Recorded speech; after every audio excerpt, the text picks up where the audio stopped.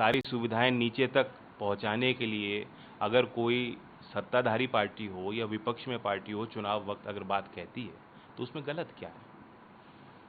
क्या राशन रेवड़ी है? क्या बिजली पे किसानों को अगर आप कोई छूट देते हैं वो रेवड़ी है? या कॉरपोरेट घरानों को आप लोन माफ़ करना चाहते हैं या उनका टैक्स की जो दरें हैं उनको कम करते हैं या उनके कहने से कोई नीतिगत प्रस्ताव और कानून ले आते हैं, क्या वो रेवड़ी नहीं मानी जानी चाहिए? तो सरकार का दायित्व बनता था, जब सरकार इस सुनवाई में खुद कह रही है, कोर्ट को ये सुझाव दे रही है कि आप एक समिति बना दें। मैं मानता हूं कि सरकार का एफिडेविट बेहद कमज़ोर था और उन्होंने एक स्पेस दे दिया है कि कोर्ट अब सारे विषयों पर हस्तक्षेप करे।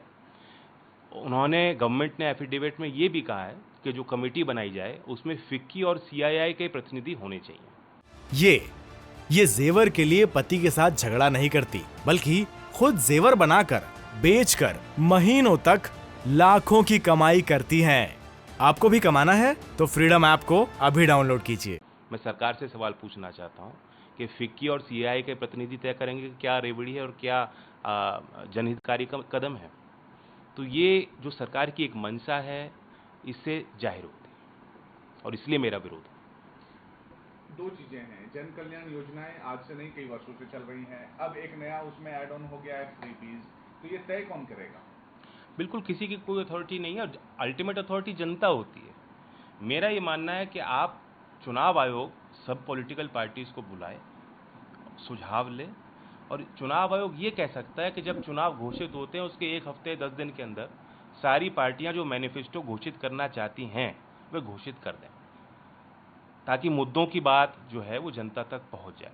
अगर मतलब यही एक चिंता का विषय बन रहा है, कोर्ट भी इसको लेकर संज्ञान में आया है कि जो असल मुद्दे हैं उन पे राजनीति नहीं होती। सेंटर ने अपने कोर्ट में ये भी कहा कि मैनिफेस्टो में कुछ बात अलग लिखी जाती है लेकिन कैंपेन स्पीचेज में दूसरी बात आ जाती है, जो रेवड़ी की टिप्पणी है। तो इसलिए अगर आप मैनिफेस्टो पे और चाहते हैं कि गंभीरता से उसे लिया जाए तो समय पे मैनिफेस्टो घोषित हो जाए। इस तरह का प्रस्ताव चुनाव आयोग ला सकता है, लेकिन ये कहना कि हम बैन कर देंगे कि कोई भी पार्टी पॉलिटिकल पार्टी कोई घोषणा ना कर पाए। अब रेवड़ी और लॉलीपॉप में क्या अंतर है? लॉलीपॉप तो आप दे रहे हो, हम लोग रेवड़ी खिला दें तो क्या बात होगी? रेवड़ी तो बड़ी अच्छी मिठाई है, हमारे मेरठ की प्रसिद्ध है, सब लोग खाते हैं। तो जहाँ इतनी असमानताएं हैं उन असमानताओं को दूर करने के लिए गरीब के कल्याण के लिए काम होने चाहिए। आपको ऐसा लगता है कि चूंकि आप अपर हाउस के सदस्य भी बन गए हैं और इस विषय पर एक बिल आना चाहिए जिससे कि देश में एक कानून बने कि जो लोग फ्री मुफ्त में अगर रेवड़ियाँ बांट रहे हैं और वोट ले रहे हैं तो उसके ऊपर कानूनी शिकंजा कसे? नहीं, बिल्कुल भी नहीं। अल्टीमेट अथॉरिटी जनता होती है। जनता की अदालत में चुनाव के वक्त अगर कोई वादा करता है तो उसे पूरी तरह से तोल मोल करके ही जनता वोट करती है। अगर जनता को वो चीज़ स्वीकार है तो लोकतंत्र के हित में वो चीज़ है।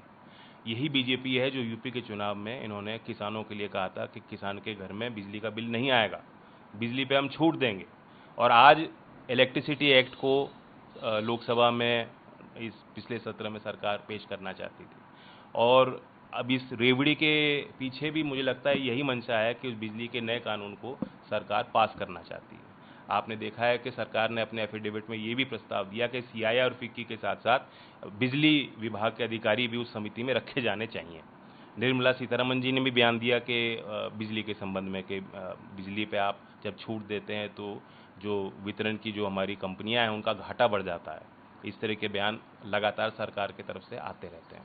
तो मैं पूछना चाहता हूं कि जो आपने यूपी के मतदाताओं को जब अमित शाह जी ने कहा था कि किसी किसान के घर में बिजली का बिल नहीं आएगा, तो क्या वो रेवड़ी थी या लॉलीपॉप था? क्या कोर्ट ने भी कहा कि हम इंफ्रास्ट्रक्चर पे स्पेंड होना चाहिए। एक राय हो सकती है किसी की कि आप इंफ्रास्ट्रक्चर पे स्पेंड करें, इस तरह से आप मुफ्त ना बांटें। तो अब वो इकोनॉमिक डायरेक्शन देश का क्या हो वो अलग विषय है। और रोज़गार आपको देना है इसका मतलब ये नहीं कि आप राशन बंद कर देंगे या आप गरीब को जो राहत सरकार को देनी चाहिए वो बंद कर देंगे या किसान को 6,000 रुपये जो प्रधानमंत्री सम्मान योजना में दे रहे हैं वो बंद कर देंगे। उससे रोजगार नहीं पैदा होगा, उससे और गरीबी बढ़ जाएगी। ये जेवर के लिए पति के साथ झगड़ा नहीं करती, बल्कि खुद जेवर बनाकर बेचकर महीनों तक लाखों की कमाई करती हैं। आपको भी कमाना है तो फ्रीडम ऐप को अभी डाउनलोड कीजिए।